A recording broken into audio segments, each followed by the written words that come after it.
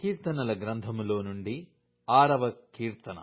యెహోవా, నీ కోపము చేత నన్ను గద్దింపకుము, నీ ఉగ్రతతో నన్ను శిక్షింపకుము.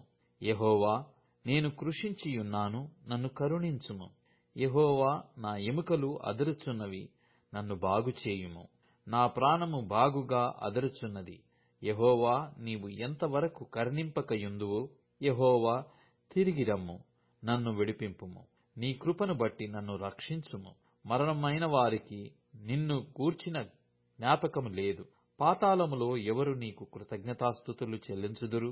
నేను మూలుగుచు అలసియున్నాను. ప్రతి రాత్రియు కన్నీరు విడుచుచు నా పరుపు తేలచేయుచున్నాను. నా కన్నీళ్ల చేత నా పడక కొట్టుకొని పోవుచున్నది.